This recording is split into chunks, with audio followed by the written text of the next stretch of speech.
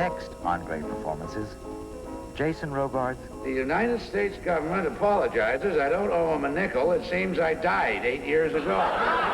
Colleen Dewhurst. The Tsar, he always said to me, Olga, do not be stingy with the blades. George Rose. Life is chasing around inside of me like a spirit. And Elizabeth Wilson. You'd think with 40 monks and one girl, something would happen. Star in the hit Broadway revival of You Can't Take It With You. Kaufman and Hart's hilarious comedy about the normally abnormal Vanderhoff household, where eccentricity is a way of life. Are we too early? No, not at all. Come right in. We're glad to see you. Why, yes. Only we thought it was to be tomorrow night. Tomorrow night? No, perfectly all right. Just make yourselves at home. Oh, Tony, how could you possibly... I thought it was... Really, this is most embarrassing. No, not at all. Why, we weren't doing a thing. Great Performances, the best in dance, music, and drama, is made possible by a grant from Exxon. Exxon, quality you can count on in the performing arts. Great Performances is also made possible by grants from the National Endowment for the Arts, the Corporation for Public Broadcasting, this station, and other public television stations.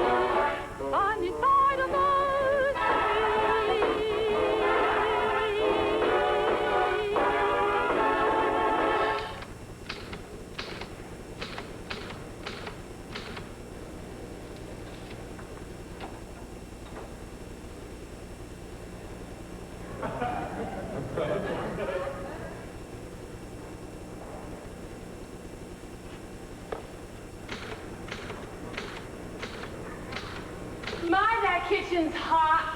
What, Essie? I say that kitchen's awful hot. That new candy I'm making, you just won't ever get cool. You have to make candy today, Essie. It's such a hot day. Well, I got all those new orders. Ed went out and got a bunch of new orders. My, if this keeps on, I suppose you'll be opening up a store. That's what Ed was saying last night, but I said, no, I want to be a dancer. Only trouble with dancing is it takes so long. You've been studying such a long time. Well, only 8 years. After all, Mother, you've been writing plays for 8 years. We started about the same time, didn't we? Yes, but you shouldn't count my first 2 years because I was learning to type. I think the candies are hardening up now, Miss Essie. Thanks, Reba. I'll bring some in, Mother. I want you to try it. Did you finish the second act yet, Mrs. Sycamore? What? I said, did you finish the second act yet? Oh, no, Reba. I just got Cynthia entering the monastery. She was at the Kit Kat Club, wasn't she? Well, she gets tired of the Kit Kat Club, and there's this monastery, and so she goes there. Do they let her in? Yes. I made it Visitor's Day, so, of course, anybody can come. Oh! She arrives on Visitor's Day and just stays. You mean she stays all night? Oh, yes, she stays 6 years. 6 years? I'll bet she busts that monastery wide open. 6 years later. Oh, Mr. DePena! Yeah! Mr. DePena, will you bring bring up one of those new skyrockets, please? I want to show them to Mrs. Sycamore. Sure. Look here, Penny. What do you think of these little firecrackers we just made? Now, we can sell these. Strings of 10 for a cent. Listen. Woo! Oh, nice, huh? Paula, dear, were you ever in a monastery? No, I wasn't. Say, wait till you see this new skyrocket. First there's gold stars, and then there's blue stars, and then there's bombs. Boom, boom, boom, and then a balloon. It sounds lovely. Did you do all that today? Yeah, sure. Oh, Mr. DePinna thought of the balloon. Oh. Here it is. Now look, we can make these for 18 cents, and we can sell them for 50. Ooh. How many of these things you think we can make by the 4th of July, Mr. DePinna? Well, we still got 2 weeks yet. When you going to take that stuff up to Mount Vernon? Well, about a week. Hey, you know, we're going to need a bigger booth this year. We got a lot of stuff. Well, come on, I'm not through yet. Well, Mr. Sycamore. Yeah, what is it? I'm afraid the powder chamber is a little bit too close to the balloon. No, we got the stars and the bombs in between. Yeah, but that doesn't give the balloon time enough. A balloon needs plenty of time. All right, come on, let's go down in a second. We'll give it a try. All right. Mr. DePinna, if a girl you loved entered a monastery, what would you do? I don't know, Mrs. Sycamore. It's been so long. Is Miss Alice going to be home for dinner tonight, Mrs. Sycamore? I don't know, Reba, maybe. Well, I'll set a place for her. But she's only been home one night this week. I know. Oh, Miss Essie is making some mighty nice candy out there today. She's doing something new with coconuts. Uh-huh. Now, let's see. 6 and Mr. DePinna. And if Mr. Kolenkov comes, that'll make 8. Yeah, I better set for 8.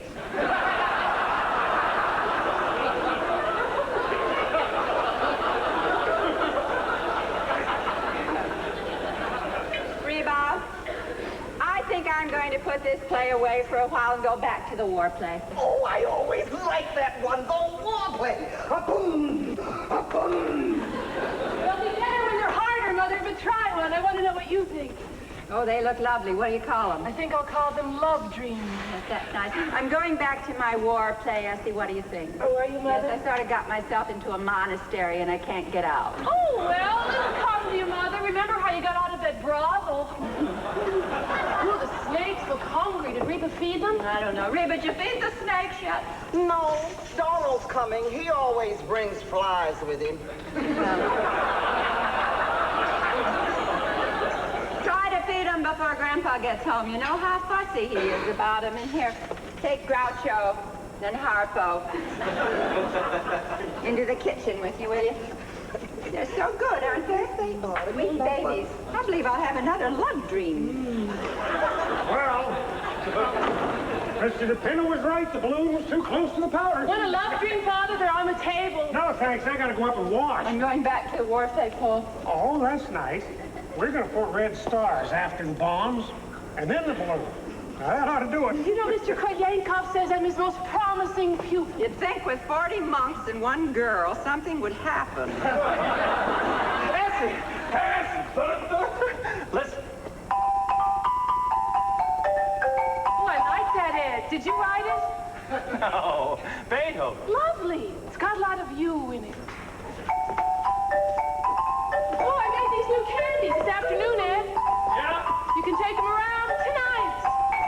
All right.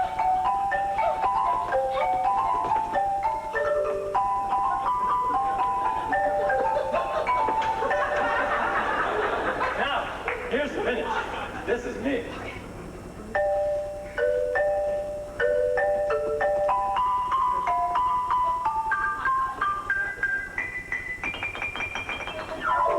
How's that? Oh, fine, Ed. Remember when Kolyankov comes, will you? Ed, dear, why don't you and Essie have a baby? I was thinking about it just the other day. I don't know. We could have one if you wanted us to. How about it, Essie? You want to have a baby? Well, I don't care. I'm willing if Grandpa is. Let's ask him. Labor play, religious play, sex display. I know it's here someplace. I was right about the balloon. It was too close to the powder. Want anything printed up, Mr. DePinna? How about some more calling cards? No, thanks. I still got the first 1,000. Call on somebody, will you? Oh, what have we got for dinner, Raab? I'm ready to print the menu.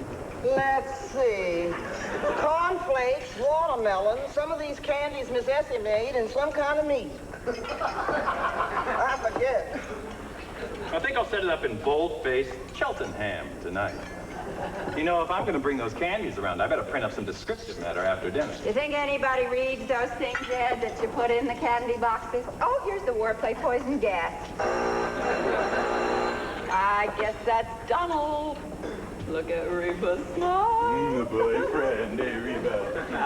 They all think you, Donald and Reba, sort of like Porgy and Bess. Hello, Reba. Evening, everybody. Hi, Donald. How you been? I'm pretty good, Mr. Ed. How you been, Miss Sycamore? Very well, thank you, Donald. Yes, ma'am? Were you ever in a monastery? No, I don't go no place much. I'm on relief.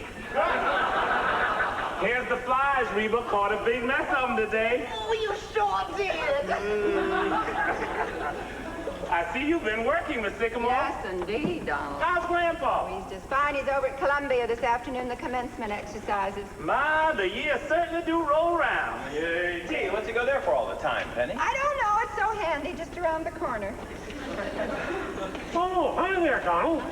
Hey, Mr. DePinna and I are going to take the fireworks up to Mount Vernon next week. You think you can give us a hand? Yes, sir. But I can't take no money for it this year. Because if the government find out I've been working, they'll get sore. Ed, I had a wonderful idea in the bathroom just now. I was reading Trotsky. This is yours, isn't it? Yeah, that's it up there. Who is it? Trotsky. You know, the Russian Revolution. Oh. Well, it struck me that it was a great fireworks idea. You remember the last days of Pompeii? Oh, yes, Palisades Park. That's where we met. Well, I'm going to do the revolution. Full hours display. Say! The red fire's the flag, huh? Yeah, the Tsar and the Cossack. And the freeing of the slaves? No, Donald, this is the Russian Revolution. Well, sir, you should have been there. That's all I can say. You should have been there. Was it a nice commencement, Grandpa? Wonderful. They get better every year. You don't know how lucky you are, you're snakes. Was it a big class this year, Grandpa? How many were there? Well, there must have been about 6 acres. Everybody graduated. Yes, sir, and much funnier speeches than they had last year. You want to listen to a good speech? You go up and hear Father Divine. I'll wait. They'll have him at Columbia. Donald, Yes, why don't you tell Reba that Grandpa's home now? We won't wait for Miss Alice. Reba, Grandpa's home. We can have it. We made a new skyrocket today, Grandpa. Yeah. Wait till you see it. Evening, Grandpa. Hey, evening, Mr. DePinna. Didn't we make a fine new skyrocket today, Mr. DePinna? We certainly did. Say, I wonder why they don't have fireworks at commencements. They don't make enough noise. I take a good commencement order, and he'll drown out a whole carload of fireworks and say just much, too. Don't the graduates ever say anything? Oh, no, they just sit there in their cap and nightgown, get their diploma, and along about 40 years from now, they suddenly say, where am I? Oh, Grandpa, have a nice day. Have a nice day. Don't even get kissed. Oh, excuse me, Grandpa. Yeah, I'll take a tomato, too. You know, I could have used a couple of these this afternoon. Father. Oh, no thanks. Mother. No, thanks, dear.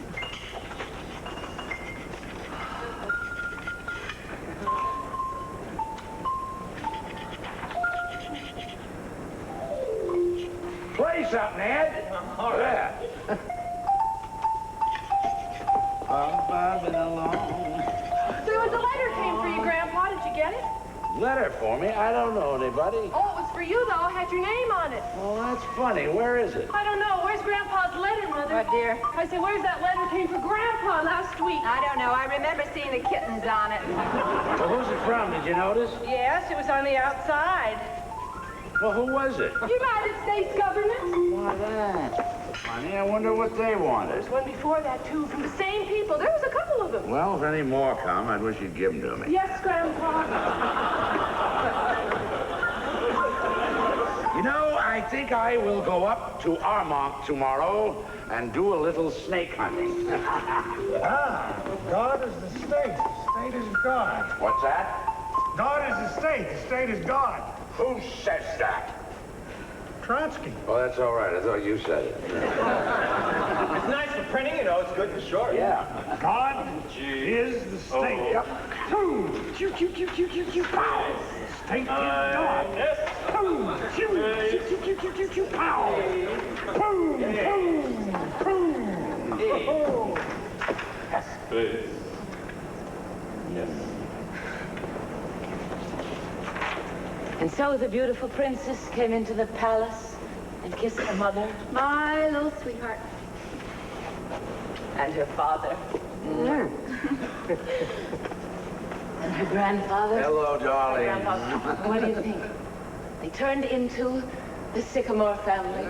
Surprise? Oh, wow, I like it. Do you? Looks nice and summery. Where'd you get it? Oh, I took a walk during lunch hour. Take a lot of walks lately. It's the second new dress this week. Well, I just like to brighten up the office once in a while. I'm known as the Cape Wences of Kirby and Company. Well, what's new around here in the way of plays?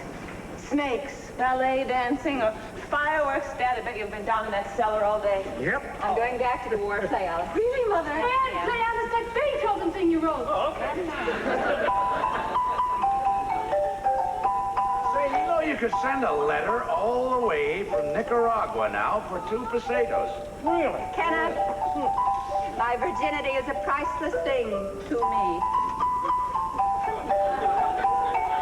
Listen, people. Listen. I'm not home to dinner. A young gentleman is calling for me. Really? Who is it? Well, I tried to keep him from coming here, but he's calling for me. Well, why don't you both stay to dinner? No, I want him to take you in easy doses. Now, I've tried to prepare him a little, but don't make it any worse than you can help. Don't read him any plays, Mother. And don't let a snake bite him, Grandpa, because I like him. Oh, and dance for him, Essie, because we're going to the Monte Carlo Ballet tonight. Oh, I can't do anything. Who is he, President of the United States? No. He is Vice President of Kirby and Company, Mr. Anthony Kirby, Jr. The boss's son. The boss's son, just like the movies. That explains the new dresses. Yeah, not being home to dinner for 3 weeks. Why, Sherlock Holmes? Are you going to marry him? Oh, of course. Tonight. Meanwhile, I have to go up and put on my wedding dress. Well, is he good looking? Yes, in a word. Oh, dear, what time is it? I don't know. Anybody know what time it is? Mr. DePinna might know. It was about 5 o'clock a couple hours ago. I don't know better than to ask you people. Will you let me know the minute he comes, please? Yes, I know, but I mean the minute he comes. Of course.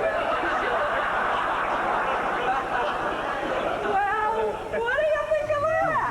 She seems to like him, if you ask me. I should say so. She's got it bad. Oh, wouldn't it be wonderful if she married him? We could have the wedding right in this room. Oh, now wait a minute, Penny. This is the first time he's called on the girl. You only called for me once. Well, yes. But young people do things differently nowadays. Oh, I don't know about that. Look at Ed and me. He came to dinner once and just stayed. Well, anyway, I think it's wonderful, don't you, Grandpa? He certainly seems happy about it, yeah. He must be crazy about her. Maybe he's the one who's been taking her out every night. There he is. Never mind, Reba. I'll answer it. Now, remember what Alice said and be very nice to him. All right, let's take a look at him. Welcome to our little home. How do you do? I'm Alice's mother. Do come in. Here we are. This is Grandpa and Alice's father. How and you her do? sister, Essie. And Essie's husband, Ed Carmichael, there. Now give me your hat. Make yourself right at home. I'm afraid you must be making a mistake. How's that? My card. Oversee Henderson, Internal Revenue Department. That's right. Well, what can we do for you? Does a Mr. Martin Vanderhoff live here? Yes, sir, that's me. Now, Mr. Vanderhoff, the government would like to talk to you about a little matter of income tax. Income tax? You mind if I sit down? No, go right ahead, right there. No, it isn't, darling. It's an internal something or other. Oh, Mr. Sycamore! Yeah? Excuse me. What is it? Well, these things are not going off. Look at here. No, Mr. DePinna. Grandpa's busy now. Oh, pardon us.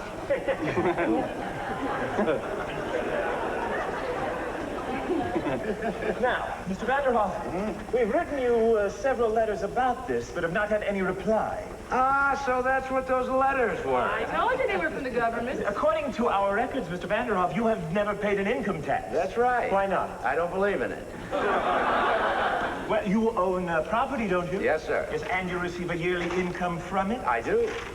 Between $3,000 and $4,000. About that. Oh, you've been receiving it for years. I have. 1901, if you want the exact date. Well, the government is only concerned from 1914 on. That's when the income tax started. Yeah. Well? Well, it seems, Mr. Vanderhoff, that you owe the government 24 years back income tax. Wait a minute. You can't go back that far. That's outlawed. What's your name? What difference does that make? Ever file an income tax return? No, sir. And what was your income last year? $28.50, wasn't it, Essie? Yes, sir. If you please. Now, Mr. Vanderhoff. Yeah? You know there's quite a penalty for not filing an income tax return. Penalty? Oh, well, look, Mr. Henson, let me ask you something. Well, suppose I pay you this money. Mind you, I don't say I'm going to pay, but just for the sake of argument, what is the government going to do with it? how do you mean? Well, what do I get for my money? I mean, if I go into Macy's and I buy something, there it is. I see it. What's the government give me? Well, the government gives you everything. It protects you. What from? Invasion. Foreigners that might come over here and take everything you've got. Oh, I don't think they're going to do that. If you didn't pay an income tax, they would. Well, how do you think the government keeps up the Army and the Navy? All those battleships? The last time we used battleships was during the Spanish-American War, and what did we get out of it? Cuba, and we gave that back. You see, I wouldn't mind paying if it were something sensible. What about Congress and the Supreme Court and the President? We've got to pay them, don't we? Not with my money, no, sir. Now, just a minute. I'm not here to argue with you. All I know is that you haven't paid an income tax and you've got to pay. No, they've got to show me. We don't have to show you. I just told you. All those buildings down in Washington. And interstate commerce and the Constitution. Well, the Constitution was paid for long ago. And interstate commerce. Say, what is interstate commerce, anyhow? There are 48 states, see? Now, if there weren't interstate commerce, nothing could go from one state to another state, you see? Why not? They got fences? No, they haven't got fences. They have got laws. My God, I never came across anything like Well, this. I might pay you about $75, but that's all it's worth. No. You'll pay every cent of it, just like everybody else. And let me tell you something else. If you don't pay, you'll go to jail. You hear that? That's the law. And if you think you're bigger than the law, you've got another thing coming.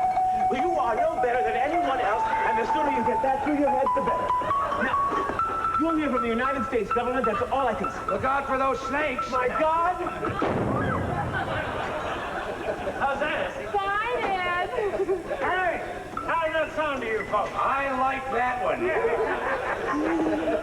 My goodness, he was mad, wasn't he? Well, it's not his fault, Penny. The whole thing is so silly. Look, he forgot his hat. Say, what size is that hat? 7 and an 8. What? Just right for me. Who was that fella anyway? That must be Mr. Kirby. Well, you better make sure this time. Yes, I will. Oh, I hope he's good looking. How do you do? Oh, good Is this Mr. Anthony Kirby, Jr.? Yes. Oh, Mr. Kirby, come right in. We've been expecting you. Come right in. This is really Mr. Kirby. Now, I'm Alice's mother. Oh. This is Mr. Sycamore. How do you do? How do you do, And sir? Alice's grandfather. How do you do? And her sister, Essie. And Essie's husband, Ed Carmichael there. Now, give me your hat. Make yourself right at home. Thank you. Yes, Alice, it is. He's lovely. Do sit down, Mr. Kirby. Oh, well, thank you. I hope I'm not keeping you from dinner. Oh, no, not at all. Have a tomato. Oh, no, thank you. How about a piece of candy? No. Oh, no, thank you.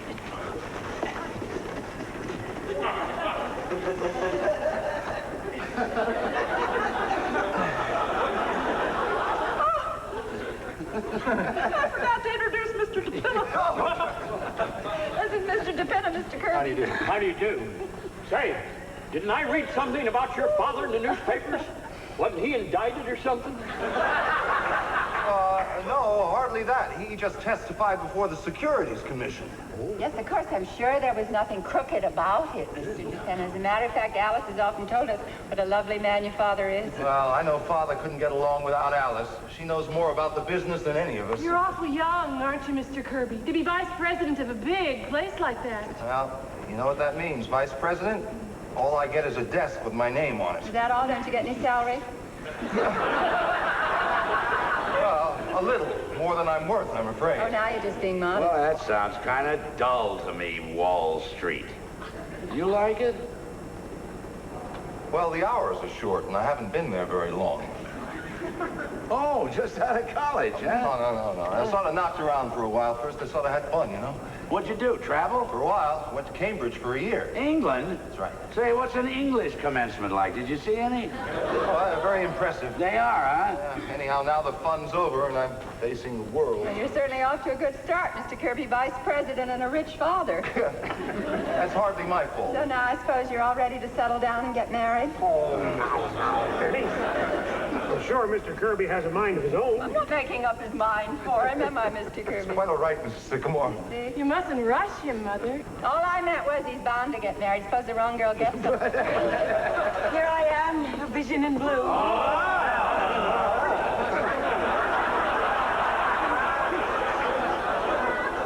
Apparently, you've all had a chance to get acquainted. Yes, indeed, we've been having a delightful talk about love and marriage. Oh, dear. I'm sorry.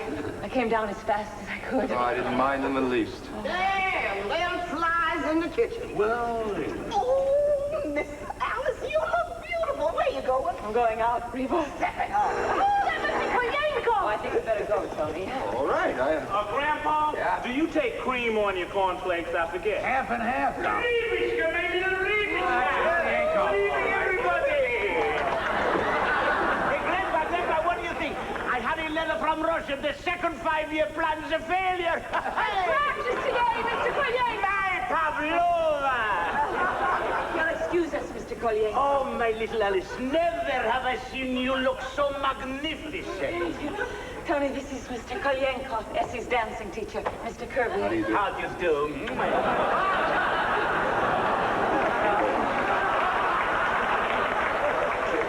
Your pardon us, Mr. Kolyenko.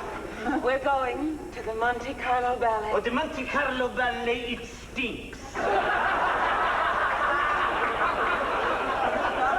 Yes. Well, goodbye, everybody. Bye there, kids. Bye. I'm so glad to have met you all. Bye! Monte Carlo Ballet. Oh, is it Mr. Kirby? Lovely. Come on, everybody. Dinner's ready. I thought he was a nice fellow. No good look. Nice manners. Do you notice, Paul? Do you notice his manners? Yes, I certainly did. And you were getting pretty personal. Oh, now, Paul, he's a very nice young man. He looks like a cousin of mine. That's the Diagolef, then you have the I ballet. think if they get married here, I'll put the altar right where the snakes are. You wouldn't mind that, would you, Grandpa? No, not if the snakes don't. Oh, no, they wouldn't get married in a church. Quiet, everybody. Quiet.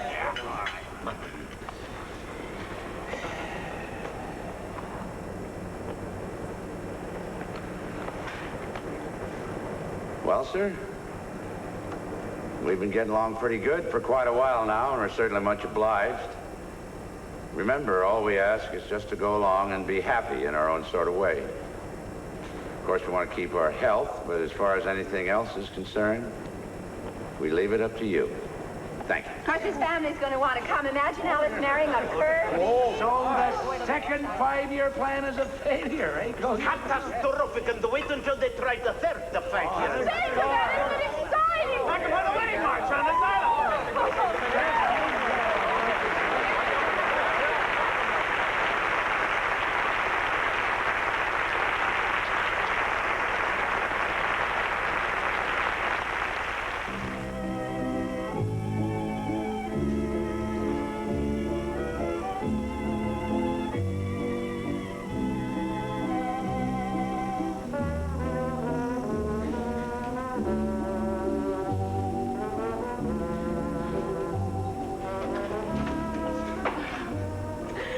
I could see them dance every night of the week. I think they're marvelous. Well, they are, aren't they? Of course, just walking inside any theater gives me a thrill.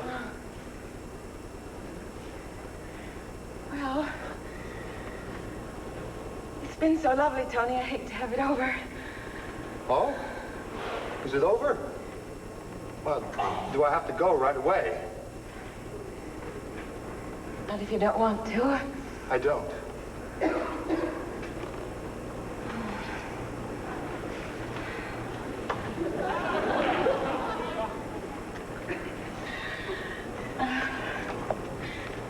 Would you like a cold drink? Wonderful. Well, I'll see what's in the icebox. Want to come along? I'd follow you to the ends of the earth. Just the kitchen is enough. Why? I like it. You've done it very simply, haven't you? Oh, we didn't know whether to do it Empire or Neo-Grecian. So you settled on Frigidaire, huh? Well, it's so easy to live with.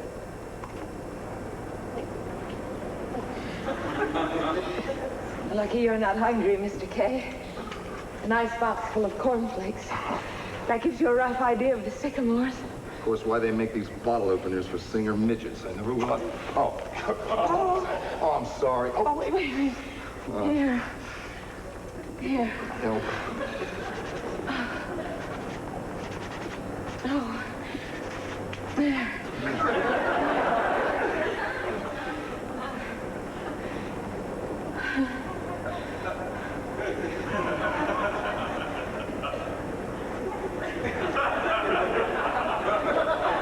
Take mine in a glass if you don't mind. Here you are. Oh, foaming beaker. Anyhow, it's cold. Now, if you'd be seated, I'd like to offer a toast.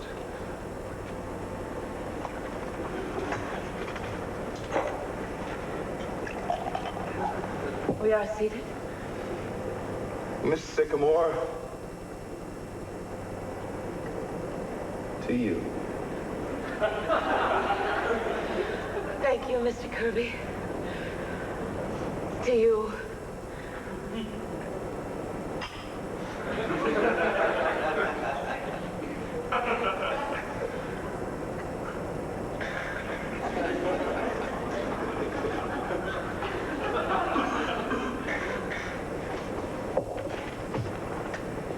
You know something?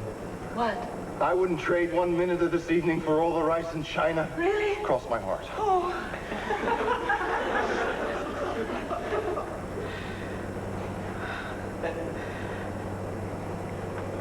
Is there much rice in China?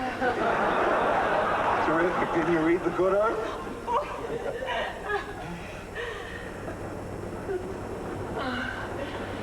Well, guess I ought to be going. Oh, is it very late? Oh, yeah, very. I don't want to go. I don't want you to. All right, then I won't.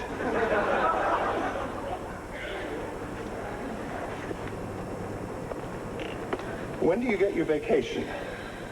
Oh, last 2 weeks in August. I might take mine then, too. Really? What are you going to do? Well, I don't know. I hadn't thought much about it. Why, you going away, do you think? No, I might not. I like the city in the summertime. I do, too. But you usually go up to Maine, don't you? Oh, yeah, that's right. But I would like the city in the summertime. Oh, you know what I'm saying, Alice. I'd love it if you were here. Well, it would be nice if you were here, Tony. You know what you're saying, don't you? What? That you'd rather spend the summer with me than anybody else. Was I? Well, if that's true about the summer, how would you feel about the winter? Yes, I'd like that. And then there's spring and autumn. If you could see your way clear about those, Miss Sycamore. I might. Well, I guess that's the whole year. We haven't forgotten anything, have we? It's, that's you, Alice. What time is it? Oh, excuse me, Mr. Kirby. I had no idea. I didn't mean to interrupt anything. No, it's nothing, Mrs. Sycamore. No, I just came down for a manuscript. And then you can go right ahead. Here we are. are. Sex takes a holiday. Good night, Tony. Good night, Mrs. Sycamore. Oh, I think you can call me Penny. Don't you, Alice? At least I hope so.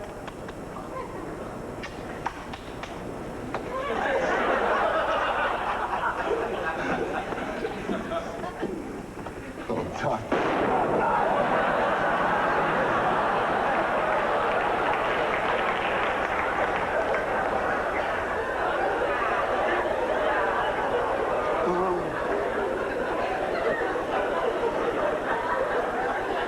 What was that? It's all right, Tony. That's Father. Oh. At this hour of the night, huh? Any time of night, any time of day. You know,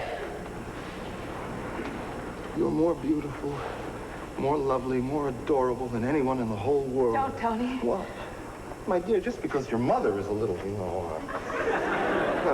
all mothers are like that, Alice. And Penny's a darling. You see, I'm even calling her Penny. No, I don't mean that. Look, this is something I should have said a long time ago, but I didn't have the courage. I let myself be swept away because I loved you so. Oh, darling. No, wait, I want to make it clear. Now, listen, you're of a different world, a whole different kind of people. I don't mean money or socially, that's too silly. But your family and mine, it just wouldn't work, Tony, it just wouldn't work. All right, have it your way. She can't dance. That's why they pay her all that money, because she can't Like dance. I call that dancing when she does.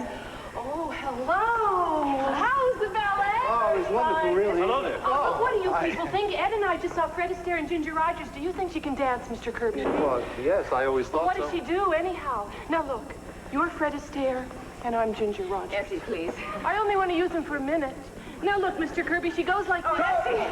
Essie, you are just as good as Ginger Rogers, we all agree. Did you see Ed? Yeah, come on, Essie, we're butting in. Well, they've been together all evening. Good night, Mr. Kirby. Good night, Alice. Oh, good night, Mrs. Carmine. Good night. Essie, did you ask Grandpa about us having a baby? Oh, yes. He said to go right ahead.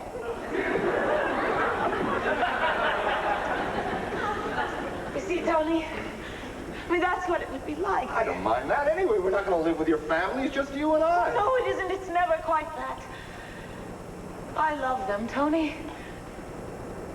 I love them deeply. Well, some people could break away, but I couldn't. I know they do rather strange things, but they're gay and they're fun. Well, I don't know. There's a kind of a nobility about them. Well, Alice, you talk as though only you could understand them. That's not so. Why, every family has its curious little traits. What of it? My father raises orchids at $10,000 a bulb. Is that sensible? My mother believes in spiritualism. That's just as bad as your mother writing plays, No, isn't it it? goes deeper than that, Tony. Your mother believes in spiritualism because it's fashionable, and your father raises orchids because he can afford to. My mother writes plays because 8 years ago a typewriter was delivered here by mistake. Darling, what of it?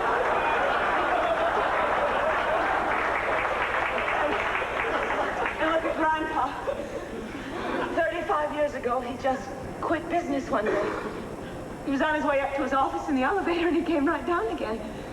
He just stopped. Oh, he could have been a rich man, but he said it took too much time. So for 35 years, all he's done is collected snakes and gone to circuses and commencements, and it never occurs to him. Hello there, children. Hello. How's the weather? Looks like a nice summer evening. Yes, it's lovely, Grandpa. Well, I'm off. Good night, Mr. Kirby. Oh, I've got a date with a policeman on the corner. A policeman? Yeah, standing date, 12:30 every night. I've known him since he's a little boy. He's really a doctor. But after he graduated, he came to me and he said he didn't want to be a doctor. He'd always wanted to be a policeman. So I said, you go ahead and be a policeman if that's what you want to be. And that's what he did. How do you like my new hat? That's very nice, Mr. Vanderwall. Yeah, I like it. The government gave it to me.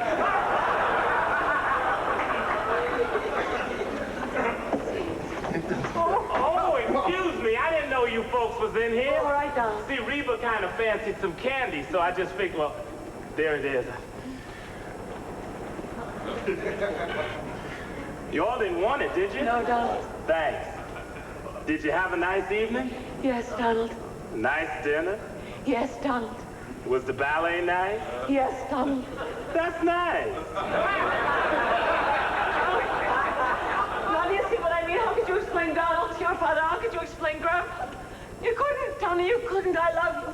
But I love them too. It's no use. Tony, the only thing you said that matters, that makes any sense at all. You love me. Oh, but Tony, I know so But look, don't you think other people have the same problems? Everybody's got a family. Oh, but not like mine. Oh.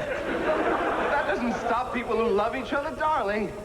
Darling, why won't you trust me and go on loving me and forget about everything else? Tony, how can I? Because nothing can keep us apart. You know that. You must know it. Well, they want you to be happy, don't they? They must. They do, Tony, but they can't change, and I wouldn't want They them wouldn't to change. have to change. They're charming, lovable people, just as they are. Everything will work out. You're worried about something that may never come up. Tony, am I? The only thing that matters right now is that we love each other. That's so, isn't it? Yes. Well, then...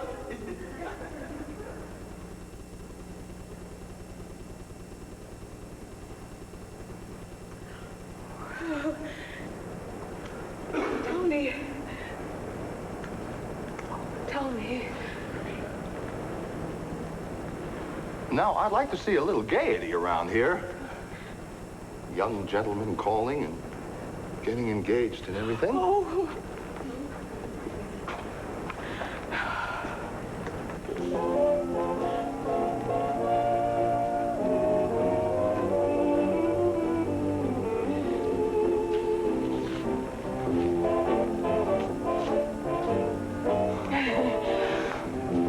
So what do I say?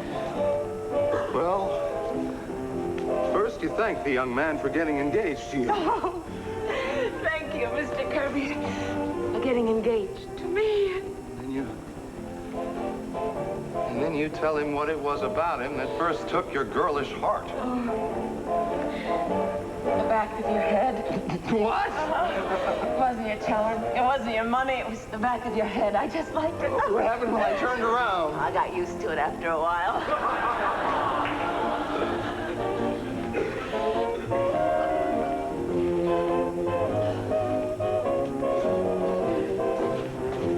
No, just think of it, Alice. We're pretty lucky, aren't we? I know I am. I'm the luckiest girl in the world. I'm not so unlucky myself.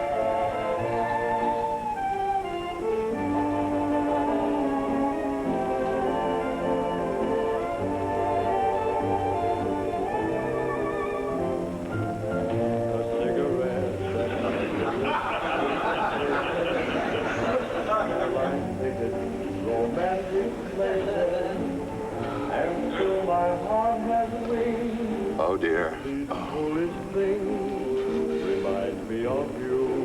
Yes, I ought. A tinkling piano in the next apartment. Good night, darling. Told you what my heart meant. Until tomorrow. Good night. Isn't it wonderful we work in the same office? Otherwise, I'd be hanging around here all day. Won't it be funny at the office tomorrow? Seeing each other and going on as if nothing had happened. Thank God I'm vice president. I can dictate to you all day. Dear Miss Sycamore, I love you. I love you. Love you. Darling, you're such a fool. Say, why don't we meet in the drugstore in the morning before you go up to the office? I'll have a million things to say to you. And then lunch, and then dinner tomorrow night. Tony, what will people say? Well, it's got to come out sometime. In fact, if you know a good housetop, I'd like to do a little shouting. Yes, sir, Mr. DePino, we did a good night's work, huh? That's what?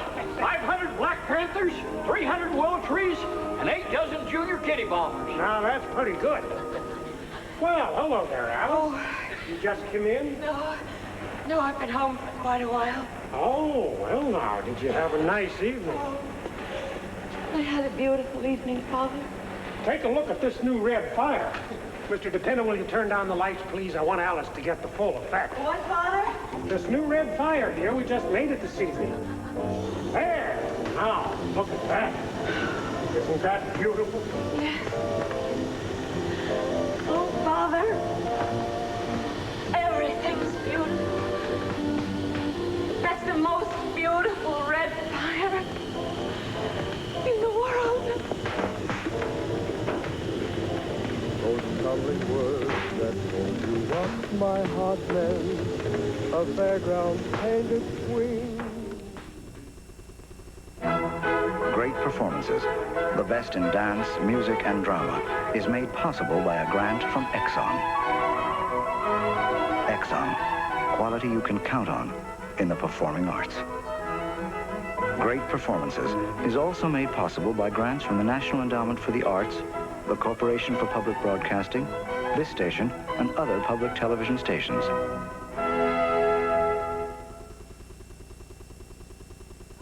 Monday at 8 on American Playhouse. Meet two scrambled eggs, Dick Van Dyke and Cloris Leachman, who try to keep their sunny side up on Breakfast with Les and Bess. And we can smile because of you. And send more moolah. And we can smile. Share Breakfast with Les and Bass Monday at 8. Wednesday night at 7. Join the adventure of great moments with National Geographic.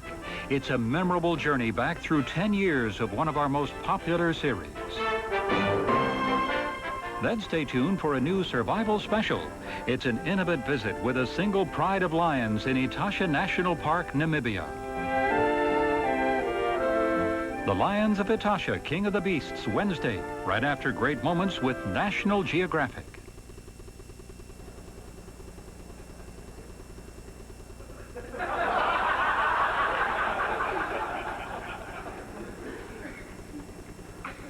All right, I says to him, you can take your old play and show I'm ready. Read the new play, Miss Wellington, anytime you are. Just a minute, dearie. Just a minute. The only thing is, I hope you don't mind my mentioning this, but you don't drink when you're acting, do you, Miss Wellington?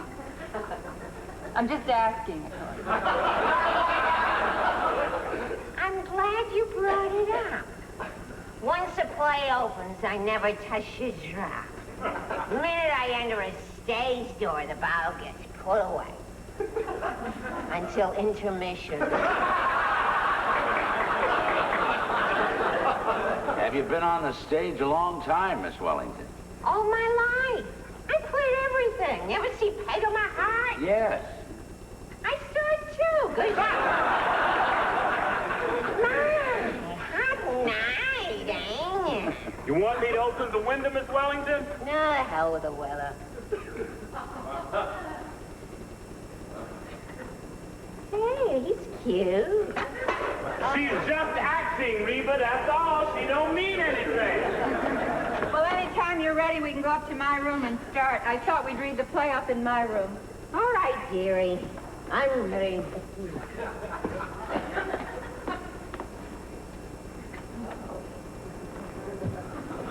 When I see snakes, it's time to lay down.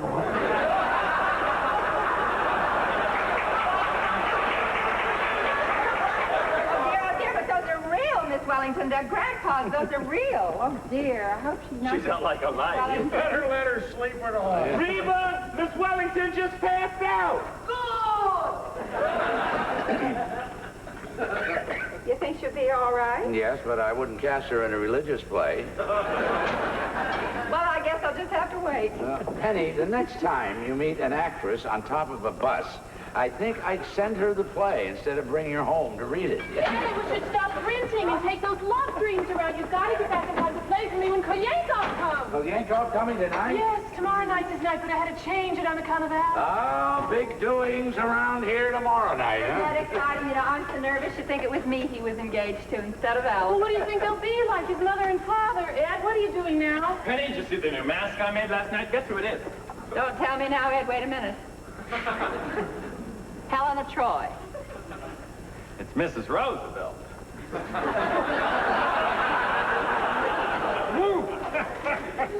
Say, you know the wonderful thing about these Meccano sets? You can make so many different things with them. Last week, it was the Empire State Building. What is it this week? Queen Mary. Hasn't got the right hat on. Oh, look, Mr. DePinto, will you open the front door and see if there's a man standing in front of the house? Why? What for? Well, the last 2 days, when I've been out delivering candy, I think there's been a man following me. Ed, you're crazy. No, I'm not. He follows me and he stands and he watches the house. Really? I'll take a look and see. I don't see what anybody'd want to follow you for, Ed. Well, there's been a lot of kidnapping going on, Grandpa. Yes, but not of Ed. Well, did you see him? Well, there's nobody out there at all. Sure. Positive. I just saw him walk away. You see? It might have been anybody walking along the street in a hurry, Ed, and get back. All right. Go down now, Mr. Sycamore, and finish packing up the fireworks. Oh, yeah, sure. Hey, we gotta take that stuff up to Mount Vernon in the morning. Mother, can I borrow some paper? I'm making out a list for Reba for tomorrow night. Of course, dear. Help yourself. Help yourself. What happened to your actress friend? Oh. Is she giving a performance? No. No, she's not acting, Alice. She's really drunk. Oh. Essie, dear, you're going to give Reba the kitchen all day tomorrow, aren't you? Because she'll need it. Of course, Alice. I'm going to start some lunchroom now, so I'll be way ahead. Listen, Mother, I'm coming home at 3 o'clock tomorrow. We have everything down in the cellar by that time. The typewriter and the snakes and the xylophone and the printing press. And Miss Wellington. And Miss Wellington. That'll give me time to arrange the table and fix the flowers. Well, the Kirbys are certainly going to get the wrong impression of this house. You'll do all that, won't you, Mother? Of course, dear. And I think we better have cocktails ready by 7:15 in case they happen to come a little early now. I wonder if I ought to let Reba cook the dinner. What do you think, Grandpa? Oh, I wouldn't worry, Alice. From what I've seen of the boy, I'm sure the Kirbys are very nice people. And if everything isn't so elaborate tomorrow night, well, that's all right, too. Darling, I'm not trying to impress them or pretend we're anything that we aren't. I just want everything to go off well. Well, there's no reason why it shouldn't, honey. All going to do everything we can to make it a nice party. My darling. Oh, I love you. You're the most wonderful family in the world. And I'm the happiest girl in the world. I didn't know anyone could be so happy. This past week has been like floating. Oh, he's so wonderful, Grandpa. Why, just seeing him. Well, you don't know what it does to me. Just seeing him, huh? Just seeing him for lunch and dinner, and then till 4 o'clock in the morning, and then 9 o'clock the next morning, you go down to the office, there he is again. Just seeing him. I don't care. I'm in love. Oh. Reba.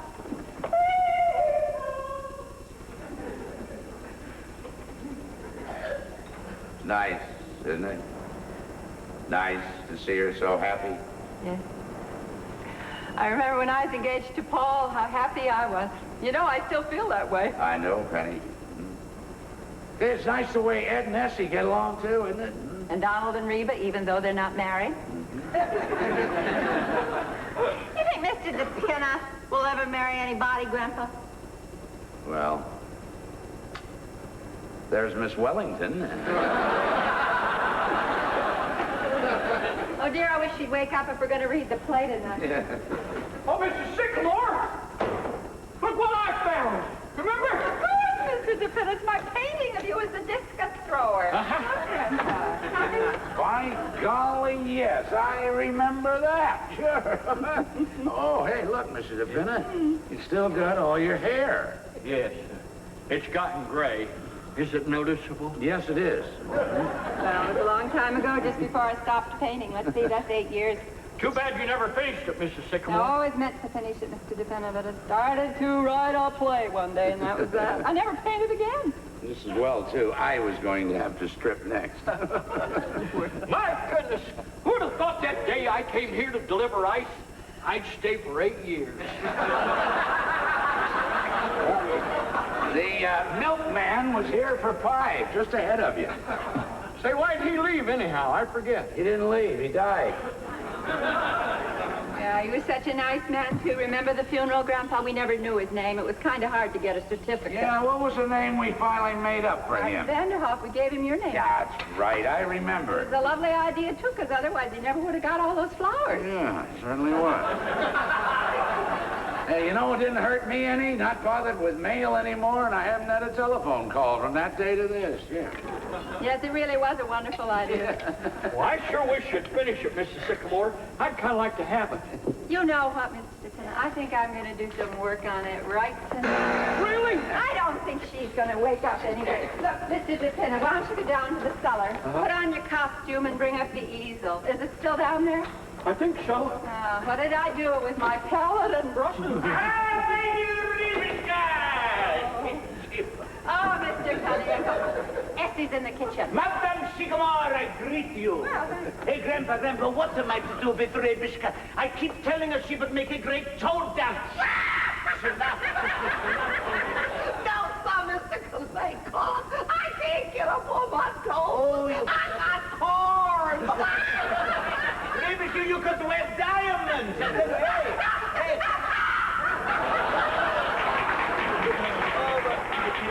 She's a great girl, Grandpa. Oh, what's that?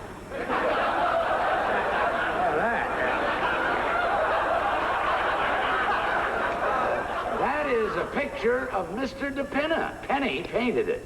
It stinks. Yes, I know.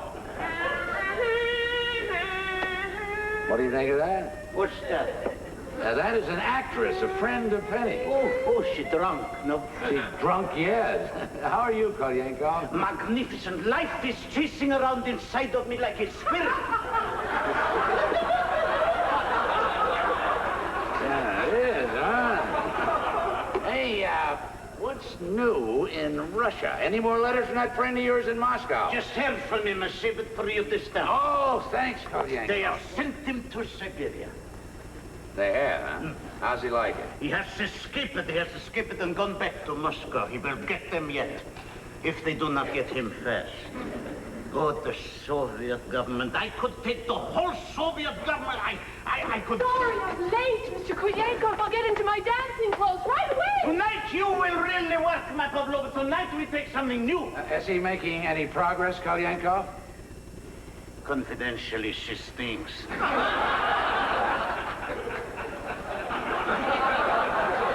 Well, as long as she's having fun. You sure do tickle Reba, Mr. Kolenkov. She's laughing her head off out there. She's a great Donald. What do you think of the Soviet government, huh? The what, Mr. Kolenkov? I withdraw the question. What do you think of this government? Oh, I like it fine. I'm on relief, you know. You like it? Yes, sir, it's fine. Only thing is, you got to go around to that place every week to get it. And sometimes you have to stand in line pretty near half an hour. Government ought to be run better than that, don't you think, Grandpa? The government ought to stop sending me letters. Want me to report to the United States Marshal's office, 10 o'clock Tuesday morning. Look at that. Oh, income tax. They got you then. Yeah, I'm supposed to give them a lot of money so as to keep Donald on relief. You don't say, Grandpa. You gonna pay it from now on? Well, that's what they want, yeah. You mean I can come right here and get it instead of standing on that line? No, Donald, I'm afraid you're going to have to waste a full half hour of your time every week. Well, I don't like it. It breaks up my week. He should have been in Russia when the revolution came. He would have stood in line, a bread line. Oh, Grandpa, what they have done to Russia. Think of it, the Grand Duchess Olga Katrina, a cousin of the Tsar. She's now a waitress in Child's restaurant. I ordered baked beans from her only yesterday. It broke my heart. It's a crazy world, Grandpa. No, the world's not so crazy, Kolyenkov. Just the people in it. Life is pretty simple if you just relax. How can you relax in times like these? Well, if they'd relax, there wouldn't be times like these. That's just my point. Life is kind of beautiful if you just let it come to you. But you see, Kolyenkov, people forget that. I know. I did. I was right in the thick of it. Fighting, scratching, clawing, a regular jungle. And then one day, it just kind of struck me. I wasn't having any fun. And you did what? I just relaxed, 35 years ago that was, and I've been a happy man ever since. Oh,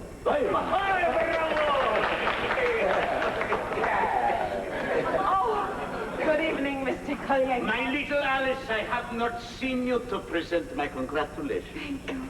May you be very happy and have many children. That is my prayer for you. Oh, that's quite a thought. Oh, love, love, that's the only thing left in the world, Grandpa. There's still plenty of that. And soon Stalin will take that away, too. Seems so nice to get into my art things again today. Yes, indeed, Penny. You're a breath of Paris, Mother. Oh, thank you, Mr. Colleen. Oh, I didn't know you was working for the WPA. No, Donald, you see, I used to paint all the time. Happened again. There was a fellow following me every place I went. Oh, nonsense. That is your imagination. No, it isn't. It happens every time I go out to deliver candy. Maybe he wants a piece of candy. Oh, it's all right for you to laugh, Grandpa, but it keeps following. You do not know what following is. In Russia, everybody is followed. I was followed right out of Russia. Oh. Of course, you see, Ed, whole thing is your imagination. Well, maybe. Ah, here we are. Where do you want this? Put it here. Ed, for tonight's lesson, we use the first movement of Scheherazade. Okay. Mr. DePenna, has something happened to your figure during these last 8 years? I don't think so. When I'm holding you.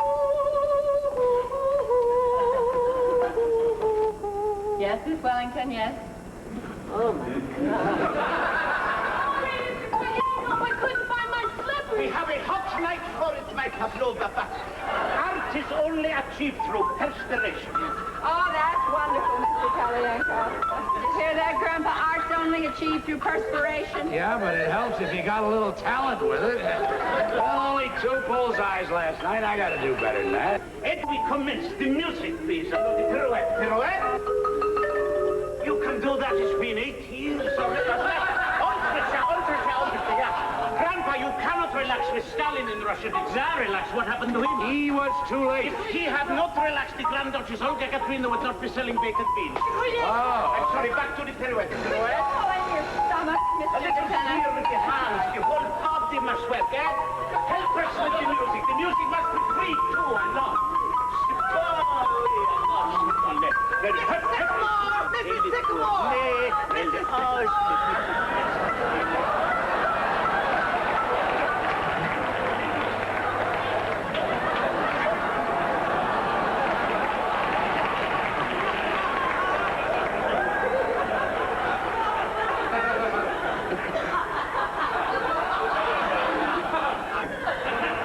Good evening. How do you do? How do you do? Are we too early? No, not at all. Come right in. We're glad to see you. Why, yes. Only we thought it was to be tomorrow night. Tomorrow night? No, perfectly all right. Just make yourselves at home. Oh, Tony, how could you possibly? I thought it was... Really, this is most embarrassing. No, not at all. Why, we weren't doing a thing. No, just a quiet evening at home. Yeah, that's all. Don't let it bother you. Now, this is Alice's mother, Mrs. Sycamore. How do you do? You do? And Alice's sister, Mrs. Carmichael. And Mr. Carmichael. You do? Mr. Kolyenkov. How do you do? You do? Madame. And Reba and Donald. And Mr. DePenna. How do you do? Don't mind this costume. I'll take it right off. Mr. DePenna. Yes, sir. Would you tell Mr. Sycamore to come right up, please? Tell him that Mr. and Mrs. Kirby are here. Yes, sir. And be sure and put his pants on. Yes, ma'am. Excuse me.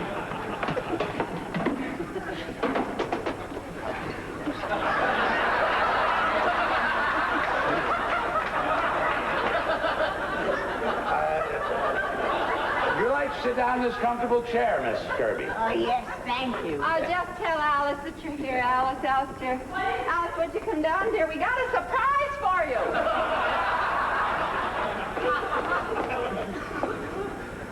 Well, May I take your wrap, Mrs. Kirby? Oh, yes, thank you. If you're perfectly sure that we... They are perfectly harmless. Oh, thank you. Dad, take them in the kitchen, will you? Of course. We're so used to them around the house. Oh, I'm sorry to trouble you, but snakes happen. Oh, I feel very uncomfortable about this. Tony, how could you have done such a thing? Father, I thought it was tonight. Well, it was very careless. Now, anybody can get mixed up, Mr. Kirk. Penny, how about some dinner for these folks? They've come for dinner, Oh, you know. no, please don't bother. We're really not hungry at all. Not a bit about it. Why don't you tell Donald to run down to the A&P and get half a dozen bottles of beer and some canned salmon. Do you like canned salmon, Mr. Kirk? Please don't trouble, Mrs. Sycamore. I have a little indigestion anyway. Oh, I'm sorry. How about you, Mr. Kirby? Do you like canned salmon? Oh, I'm very fond of it. You could have frankfurters if you'd rather. Either one will do. Well, make it frankfurters and canned corn and Campbell's soup. You got that? And tell him to hurry. The A&P is just at the corner, and frankfurters don't take any time to boil. Oh, this is Alice's father, Mr. Sycamore. Mr. and Mrs. Kirby. How do you do? How do you do? How do you do? Please pardon my This appearance. is Mr. Sycamore's busiest time of the year, just before the 4th of July. Darling. Darling. I am the most dull-witted person in the world. I thought it was tonight. Oh, Tony, I thought you knew it was tomorrow. Oh, I'm so sorry. See, I can't imagine why I really was. Have you all met each other? How do you do, Alice? Oh, how do you do, Mrs. Kirby? Well, I'm afraid I'm not very presentable. Darling, you look lovely. Well, of course she does. Now, don't let this upset you, my dear. We've all just met each other a night sooner, that's all. Yes, but I was planning such a nice party for tomorrow night. Well, we'll come again tomorrow night. Oh, yes, of course. There, you see, darling, am I forgiven? Yes, I suppose so. It's just... You better see about getting your dinner. Well, that's all done, Alice. That's all been attended to. Oh, but Mother, you send out for because Mr. Kirby suffers from indigestion. He can only eat certain things. No, it's all right. It's all right. No, it's not as serious as all that, just because I have a little indigestion. Perhaps you do not have indigestion, Mr. Kirby. Perhaps you have stomach ulcers. Oh, don't be absurd, Mr. Kolyenkov. You mustn't mind Mr. Kolyenkov, Mr. Kirby. He's a Russian, and Russians are inclined to look on the dark side. All right, I'm Russian, but a friend of mine is Russian. He died from stomach ulcers. Well, really, I don't think that... Please, Mr. Kolyenkov, Mr. Kirby has indigestion. That's all. All right, let him wait. Do sit down, Mr. Kirby. Please, make yourself comfortable. Oh, yeah. Thank you.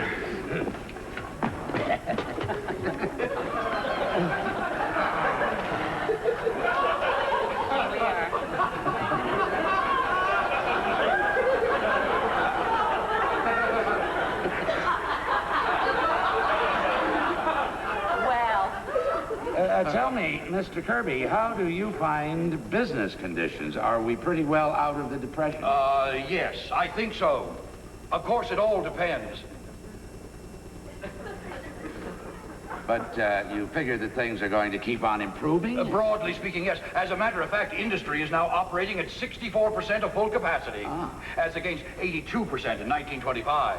Of course, in 1929... was the young lady from Wheeling who hung upside down from the ceiling. When she fell on her neck, she murmured by heck, "It's a very peculiar feeling."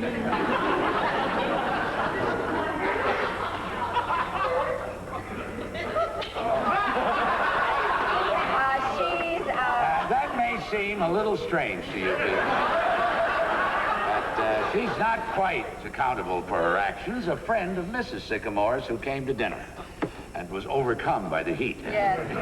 Some people feel it, you know, more than others. Perhaps I better see if she's all right. Excuse me. It is awfully hot.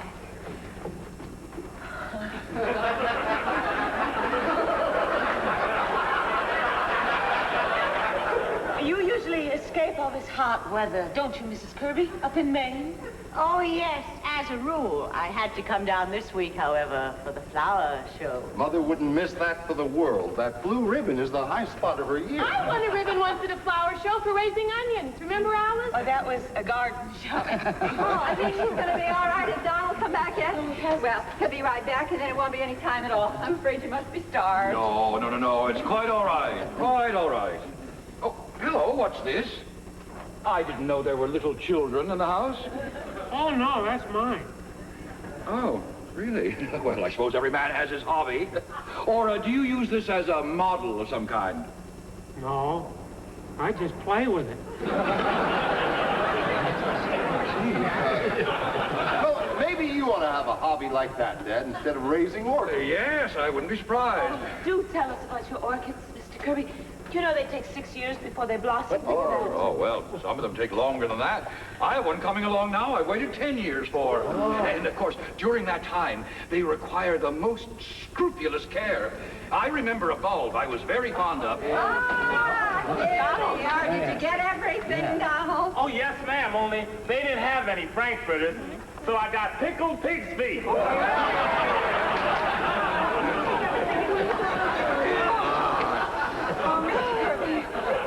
Mr. Kirby, please tell them all about your orchids. I know they'd love to hear it. And excuse me. A very expensive hobby, isn't it, Mr. Kirby? Raising orchids? Oh, yes, it is. But I feel that if a hobby gives one sufficient pleasure, it's never expensive. That's very true. You see, I need something to relieve the daily nerve strain.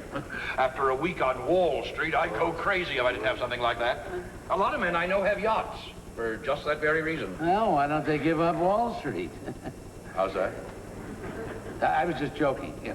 I think it's necessary for everyone to have a hobby. Of course, to me, it is more than a hobby, but my great solace is spiritualism. Spiritualism? Oh, Mrs. Kirby, everybody knows that's a fake. To me, Mrs. Sycamore, spiritualism is... Oh, well, I'd rather not discuss it. Remember, Penny, you've got 1 or 2 hobbies of your own. Yes, I know, but not silly ones.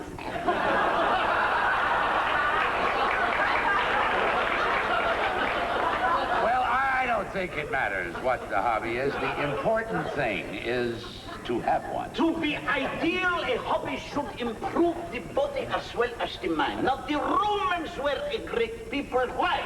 What was their hobby? Wrestling. In wrestling, you have to think quick with the mind and act quick with the body. Yes, but I'm afraid that wrestling would not be very practical for most of us. I would not make a very good showing as a wrestler. You could be a great wrestler. You are built for it. Look. Hit, pay, hit, pay.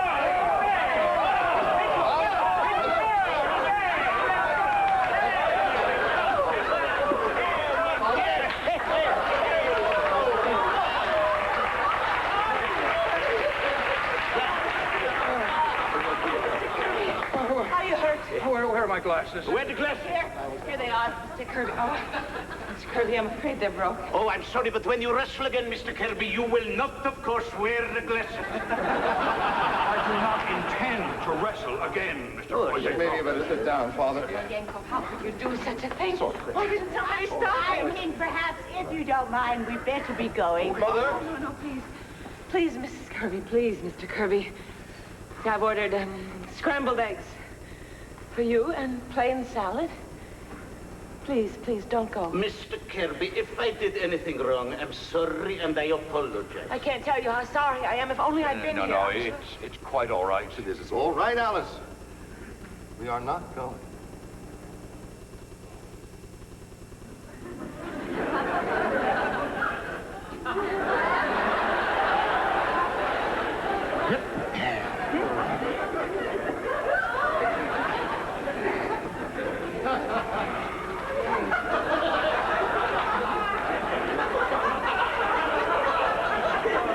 Well, that was exciting for a minute, wasn't it?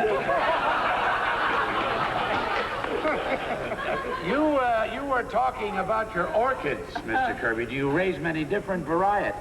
I'm afraid I've quite forgotten about my orchids. Oh, I'm awfully sorry, Mr. Kirby. What did I do that was so terrible I threw him on the floor?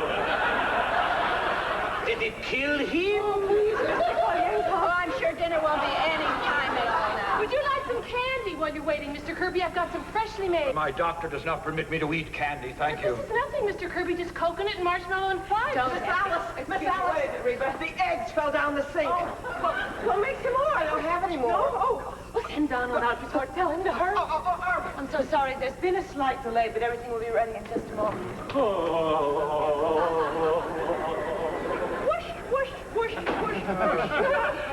I've certainly put you people to a lot of trouble with my stupidity. Oh, not at all, Tony. Look, why don't we all play a game? Mother, I don't think Mr. and Mrs. Kirby really enjoyed it. Oh, I have an idea. Listen.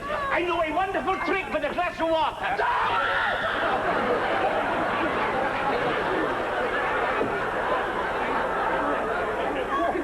I'm sure Mr. and Mrs. Kirby would love this game. It's perfectly harmless. Please, Mother. Well, I'm not very good at games. Oh, now, Mr. Kirby, any fool can play this game.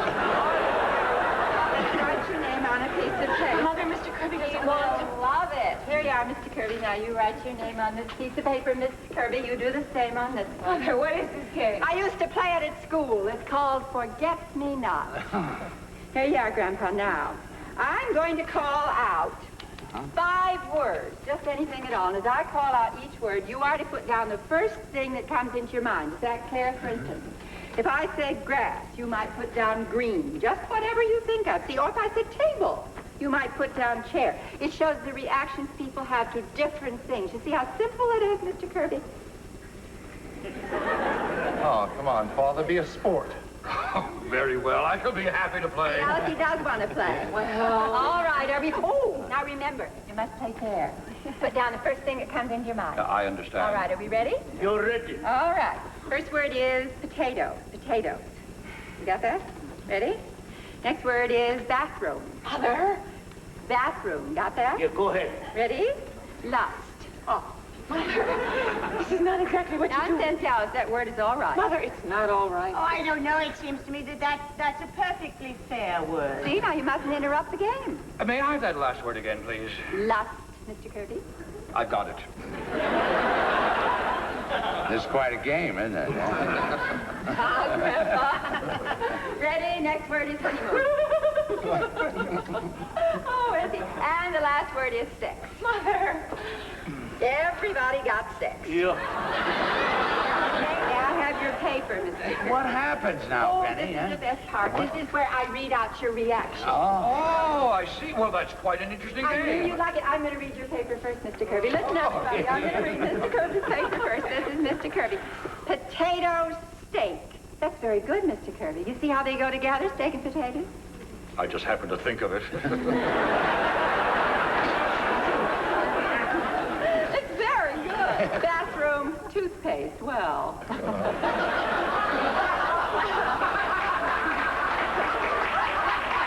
Lust, unlawful. Isn't that nice? Honeymoon, trip. Yes. And sex, male. Oh, yes, of course you are. Oh, that really is a wonderful...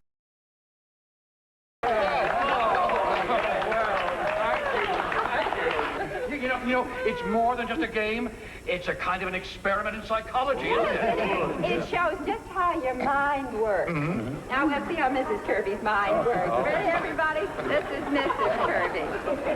Potato starch. I know just what you mean, Mrs. Kirby. Oh, dear. Bathroom, Mr. Kirby. How's that? Bathroom, Mr. Kirby. Well, I don't quite follow that, my dear. Oh, I don't know. I just happened to think of you in connection with it. But after all, you are in there a good deal. Oh, bathing and shaving. You do take a long time. I hadn't realized I was being selfish in the matter. Go on, Mrs. Sycamore. I think it's a very silly game. We ought to stop. Oh, no, please go on, Mrs. Where was I? Oh, yes, lust, human. Human?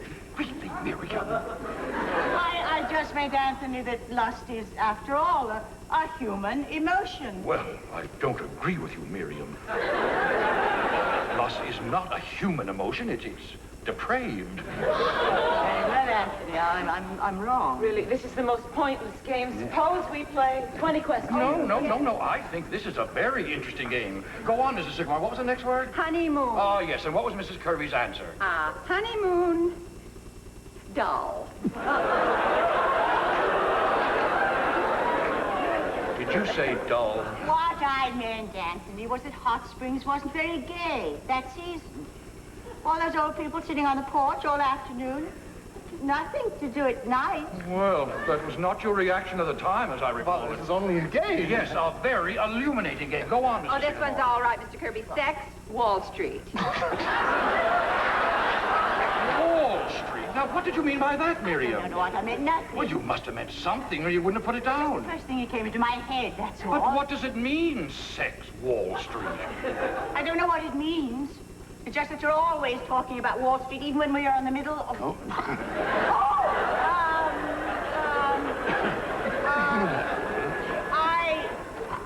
I don't know what I meant.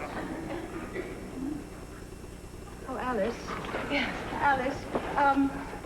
Would you mind terribly if we didn't stay for dinner? I'm afraid this game has given me a headache. I understand, Mrs. Kirby. Yes, possibly we'd better postpone the dinner if you don't mind. Oh, but you're coming tomorrow night, aren't you? Oh, I'm afraid we have another engagement tomorrow. Perhaps we'd just better postpone the whole affair for a little while. The hot weather, you know. I think we're being very ungracious.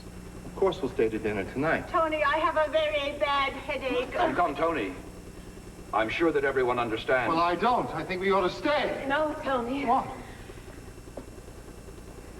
We were fools, Tony, ever to think it would work. It won't. Well, Mr. Kirby, I won't be coming into the office tomorrow. I won't be coming in at all anymore.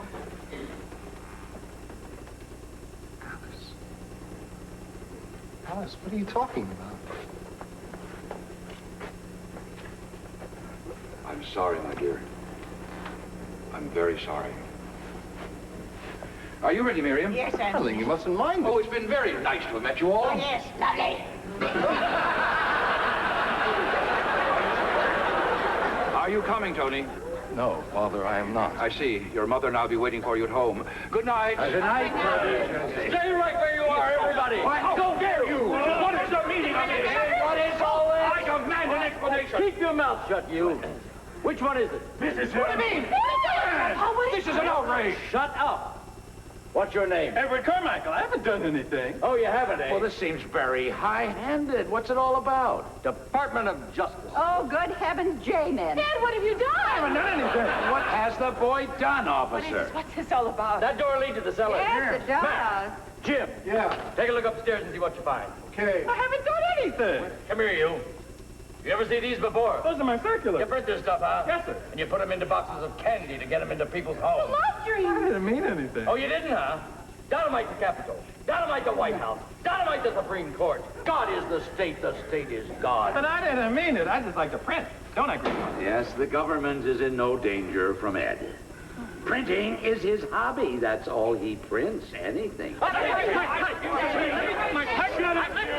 You're right, Chief. They've got enough gunpowder down there to blow up the whole city.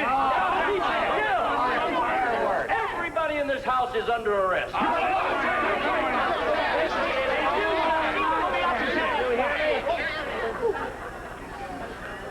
Who's that?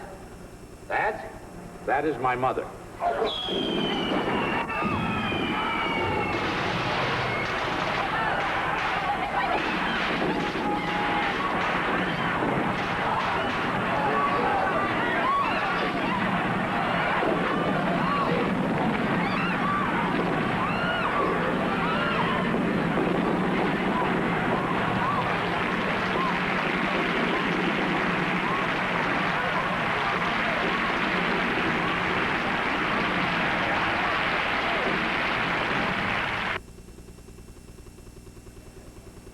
For appearance in the West Side Court this morning.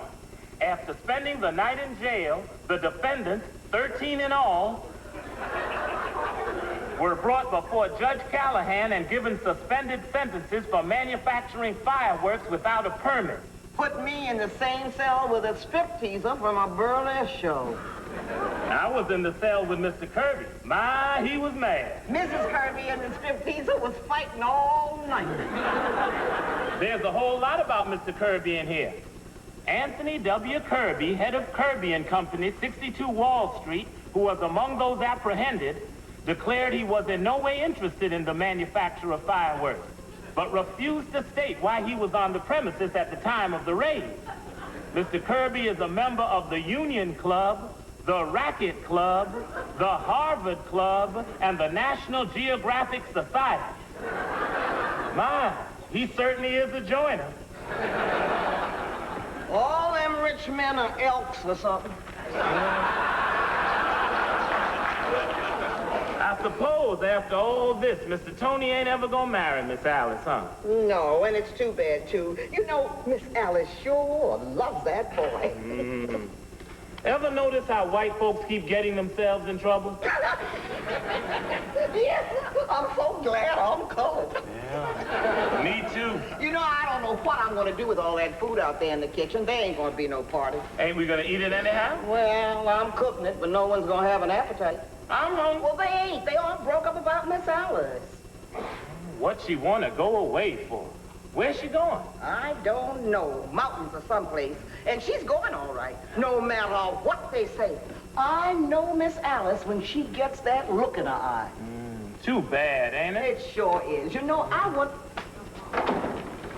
Not even a balloon left, look. Oh, how's your hand, Mr. Dependent? Is it any better? Yes, it's better.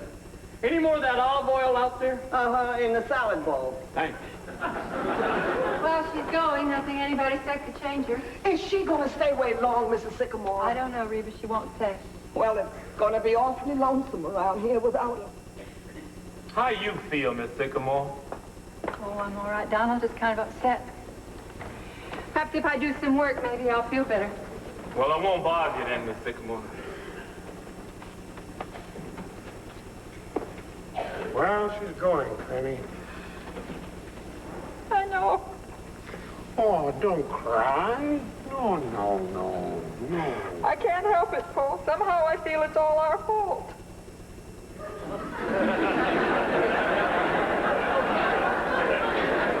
Well, it's more mine than yours, Penny. You know, I've been going along all these years enjoying myself when I should have been thinking more about Alice. Oh, don't say that, Paul. You've been a wonderful father and husband, too. No. No, I haven't. Oh, maybe if I'd gone ahead and become an architect, or I don't know. Something that Alice could have been proud of. I kept thinking that all last night, looking at Mr. Kirby. But we've been so happy, Paul. I know. I used to think that was enough, but kind of all mixed up now.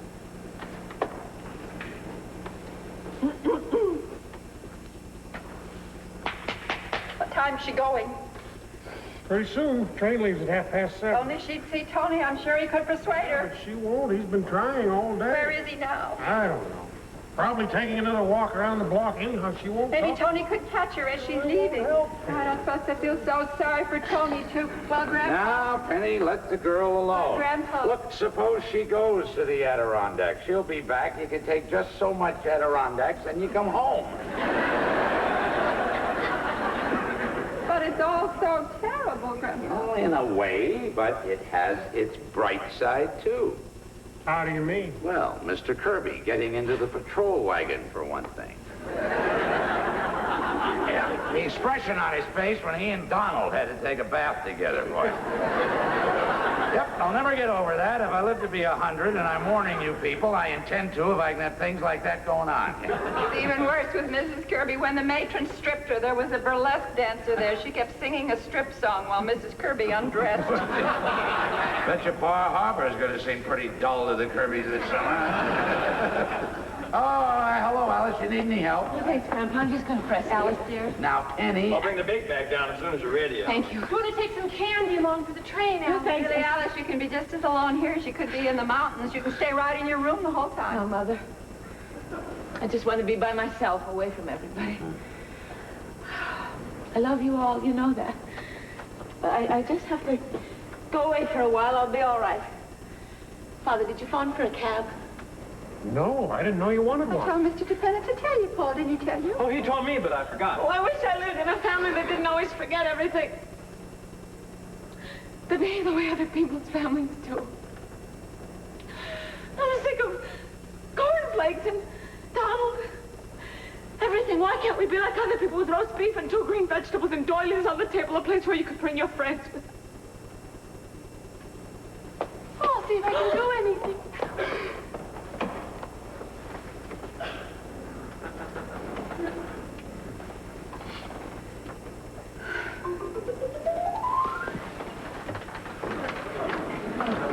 Oh, Tony, talk to her. She's in the kitchen. Thanks. Alice! Wait, listen to me, please. Tony, Alice, you're not being fair! Well, look, just at least let me talk to you. Upstairs. She walked right out the minute he came in. And knocked the olive oil right out of my hand. I'm going to smell kind of fishy. Well, how are you feeling, Mr. Pinna? Is that hand still hurting you? No, it's better. Everything's all burned up downstairs, huh? Everything. And my Roman costume, too. See, Penny, I told you there was a bright side to everything. Oh, except my 23 years back income tax. I get another letter every day. What are you going to do about it, Grandpa? I don't know, Mr. Pinna. I had kind of an idea yesterday. It may not work, but I'm trying it anyhow. Well, what is it? Good evening, everybody. Forgive me, the door was open. Oh, come on in here, Kalyankov. You will excuse my coming today. I realize that you're off the Oh, set. that's all right, Mr. Colleen. I don't think I can take a lesson, Mr. Konyankov. I don't feel up to it. Good. But do stay for dinner, Mr. Kalyankov. We've got all that food out there. Somebody's got to eat it. I shall be happy to, Madam Bye. Sycamore. Now, I wonder if I know you well enough to ask of you a great favor. Of course, Mr. Kalyankov. What is it? Well, you've heard me talk of my friend, the Grand Duchess Olga Katerina. Yes. She's a great woman, the Grand Duchess. Her cousin was the Tsar of Russia. And today she's a waitress in Child's Restaurant, Times Square. Yes, I know. If there's anything at all we can do, Mr. Kalyankov. I tell you, the Grand Duchess Olga Katerina has not had a good meal since before the revolution. She must be hungry. And today is not only the Grand Duchess's day off, but Thursday, it is also the anniversary of Peter the Great, remarkable man. Mr. Kalyankov, if you mean you would like the Grand Duchess to come to dinner, we would be honored. Yes. In the name of the Grand Duchess, I thank. I could hardly wait to meet her. Where is she now? She's waiting in the street as I bring her in. Ed, straighten your tie. Essie, your dress. How do I look, all right? If things like this keep on, I want to live to be 150. The Grand Duchess Olga Katerina. Your Highness, permit me to present Madame Sycamore. Madame Carmichael. Grandpa. Madame. Mr. Sycamore, Mr. Carmichael, and Mr. DePina. Here, all right there, Mr. DePinna. Will you be seated, Your Highness? Thank you. You are most kind. We are honored to receive you, Your Highness. I am most happy to be here. How soon is dinner? It'll be quite soon, Your Highness, very soon. Oh, I do not mean to be rude, but I must be back to the restaurant by 8 o'clock. I'm substituting for another waiter. I will make sure that you are on time, Your Highness. Thank you, Kolyankov. Say, Your Highness, I think you waited on me once. In Childs, the 72nd Street place? No, that was my sister. The Grand Duchess Natasha. I work at Times Square. Oh, quite a lot of your folks living over here now, aren't there, Your Highness? Oh, yes, many. My uncle, the Grand Duke Sergei, he is an elevator man at Macy's. A very nice man. And then there is my cousin, Prince Alexis. He does not speak to the rest of us because he works at Hattie Carnegie. He is in ladies' underwear. When he was selling hot dogs at Coney Island, he was willing to talk to you. Oh, Yankov, our time is coming. My sister, Natasha, is studying to be a manicurist. Uncle Sergei, they have promised to make floor walker. And next month, I get transferred to the 5th Avenue, child. From there, it is just a step to Shiraz.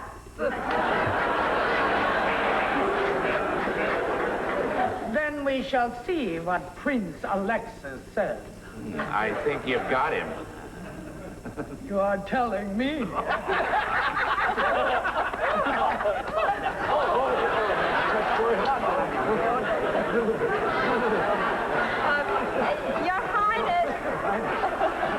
Your Highness, did you know the Tsar personally? I mean... Oh, yes, of course. He was my cousin.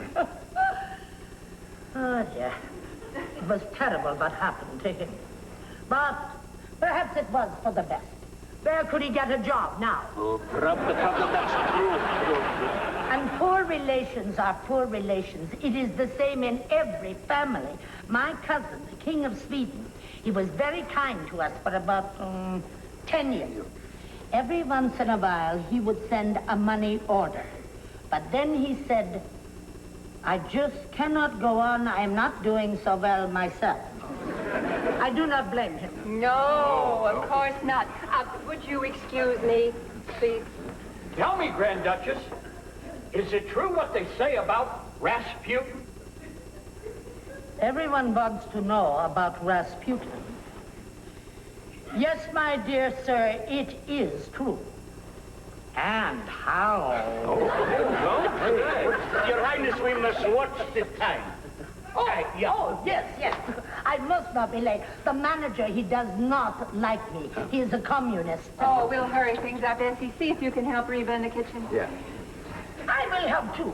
I am a very good cook. Oh, but Your Highness, not on your day off. Oh, I do not mind. Where is your kitchen? Right through here, but you're the guest of honor, Your Highness. Oh, but I love to cook. Come, Greencock. If they have got sour cream and pot cheese, I will make you some blinks.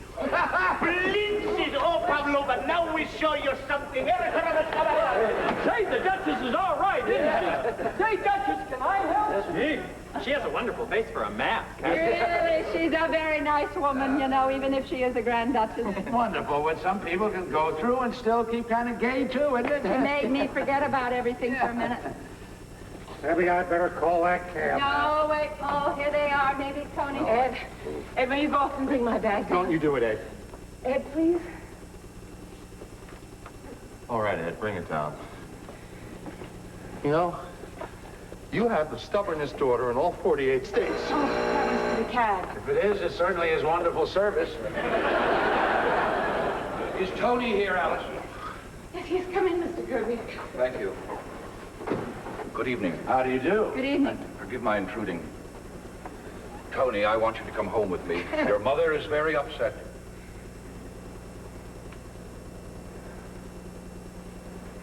Very well, Father.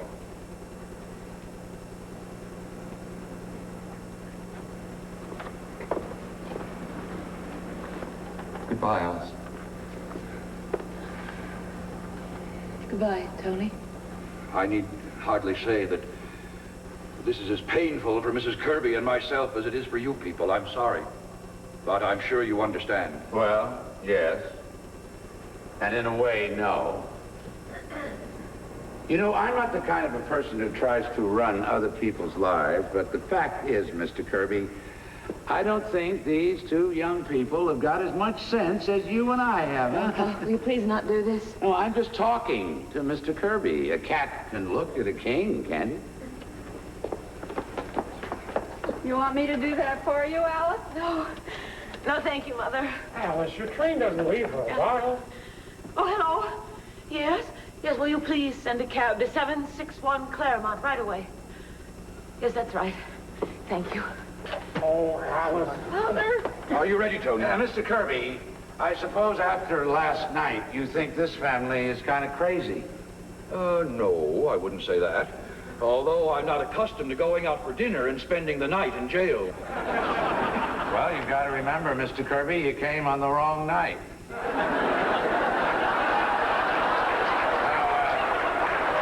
Now, tonight, I'll bet you nothing will happen at all. Maybe. Mr. Vanderhoff, it was not merely last night that convinced Mrs. Kirby and myself that this engagement would be unwise. Father, I can handle my own affairs. Alice, for the last time, will you marry me? No, Tony. I know exactly what your father means, and he's right. No, Alice, he is not. Alice, you're in love with this boy. And you're not marrying him because we are the kind of people we are. Grandpa. I know you think the two families wouldn't get along. Well, maybe they wouldn't. But who says they're right and we're wrong? I didn't say that, Grandpa. I only feel... Well, what I feel is that Tony is too nice a boy to wake up 20 years from now with nothing in his life but stocks and bonds. How's that? Yes, mixed up and unhappy. The way you are. I beg your pardon, Mr. Vanderhoff. I'm a very happy man. Are you? Certainly I am. I don't think so. Where do you think you get your indigestion from? Happiness? No, sir, you get it because most of your time is spent in doing things you don't want to do. Well, I don't do anything I don't want to do. Yes, you do. You said last night that at the end of a week in Wall Street, you were pretty near crazy. Why do you keep on doing it? Why do I keep on? Why, it's my business. A man can't give up his business. Why not? You got all the money you need. You can't take it with you. Oh, well, that's a very easy thing to say, Mr. Vanderhoff. But I have spent my whole life building up my business. What has it got you? Same kind of mail every morning? Same kind of deals? Same kind of meetings? Same dinners at night? Same indigestion? Where does the fun come in? I mean, don't you think there ought to be something more, Mr. Kirby? You must have wanted more than that when you started out. We haven't got too much time, you know. Any of us. Well, what do you expect me to do? Live the way you do? Do nothing? Well, I have a lot of fun. Then I got time. Time enough for everything. Read. Talk. Visit the zoo now and then. Practice my darts. I even got time to notice when spring comes around. Don't see anybody I don't want to. Don't have 6 hours of things I have to do every day before I get 1 hour to do what I like in. And I haven't taken bicarbonate soda in 35 years now. What's the matter with that? What's the matter with that? Well, suppose we all did it. A fine world we'd have.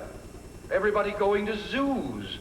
Don't be ridiculous, Mr. Vanderhoff. Who would do the work? There's always people who like to work. You can't stop them.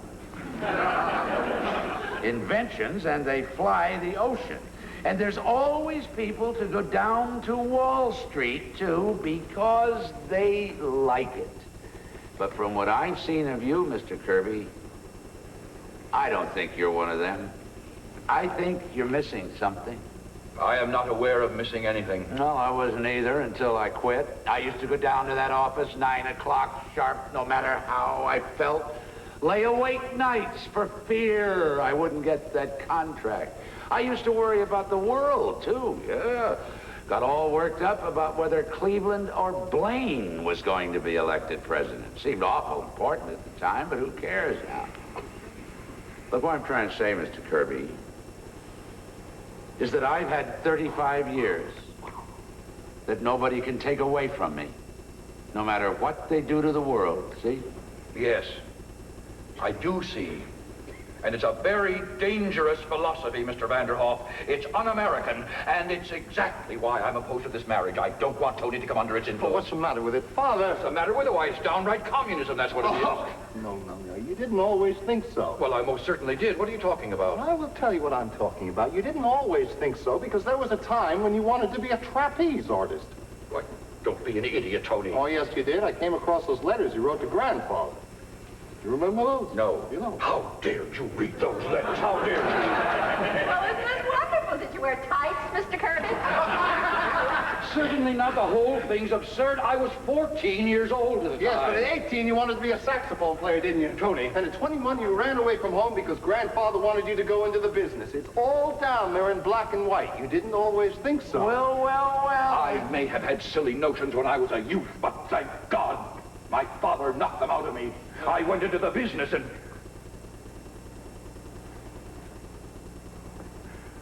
and I forgot about them. Well, no. No, not altogether. See, there's still a saxophone in the back of your clothes closet. There is. That's enough, Tony. We'll discuss this later. Oh, no. I want to talk about it now. I think Mr. Vanderhoff is right. Dead right. I'm never going back to that office. I've always hated it. I'm not going on with it. I'll tell you something else.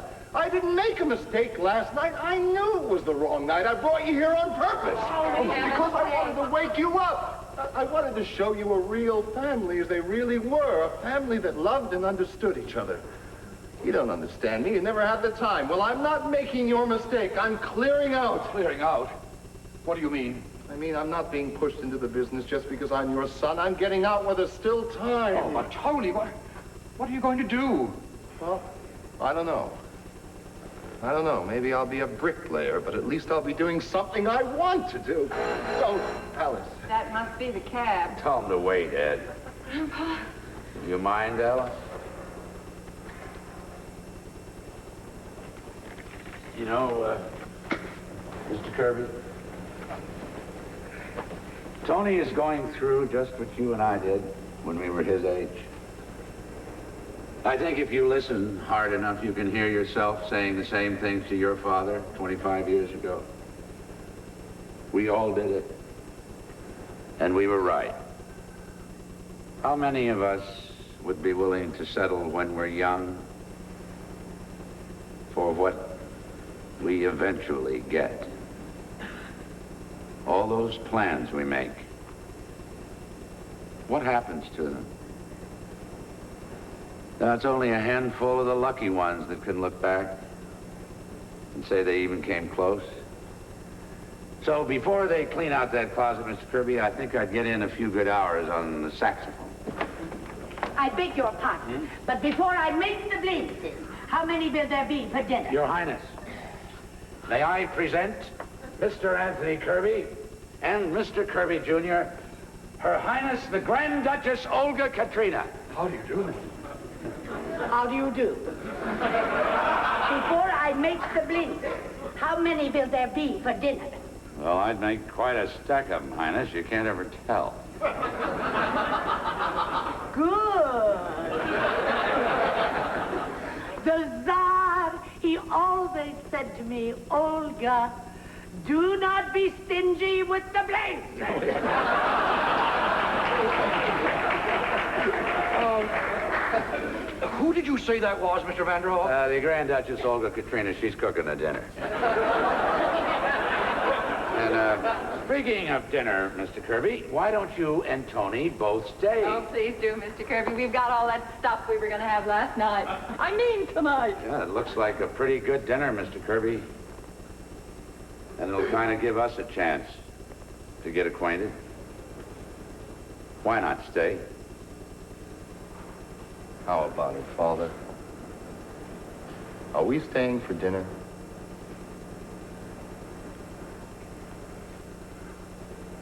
Well, if you'd care to, Tony, I'd like to. Very much.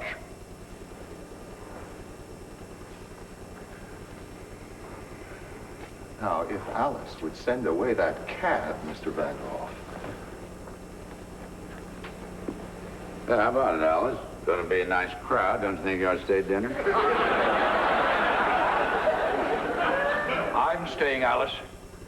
The families ought to get to know each other, don't you think?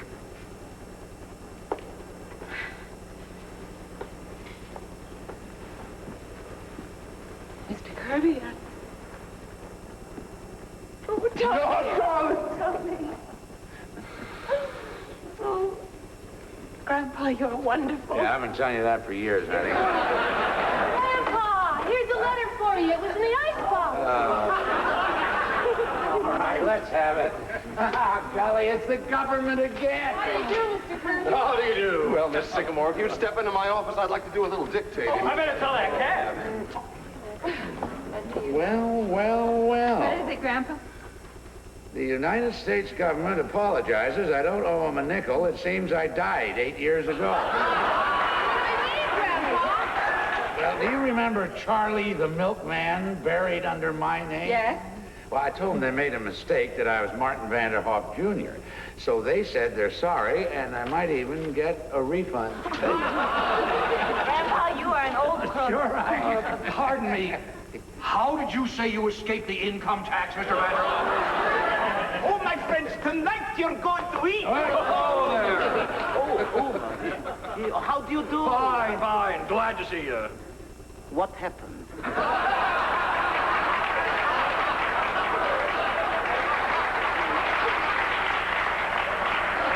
He's relaxing.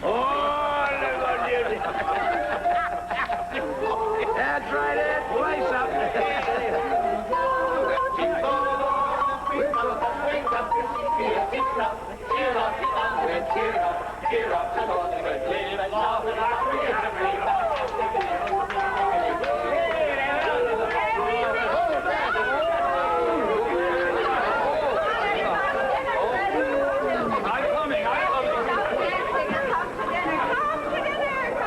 Hey, you will like Russian food, Mr. Kirby. Be careful of your indigestion. Nonsense, I don't have any indigestion. Well, Miss Sycamore, how was your trip to the Adirondacks?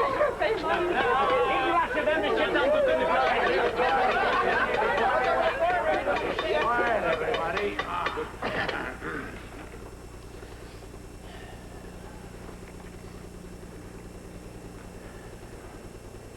Well, sir, here we are again. We want to say thanks once more for everything you've done for us. Things seem to be going along fine. Alice is going to marry Tony, and it looks as if they'll be very happy. Of course, the fireworks blew up, but that was Mr. DePinna's fault, not yours.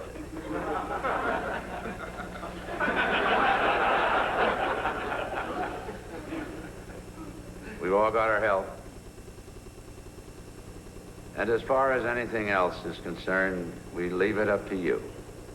Thank you. Oh, Grandpa, I had a letter from my friend in Siberia. He has to escape it again. Save the stamp for me, boys. Mr. Kirby, we had roast goose for dinner. Do you like roast goose? Like it. It's my favorite dish. Mr. Kirby, I need to get it. I wrote some special music for it. Mr. Kirby, what do you think of the security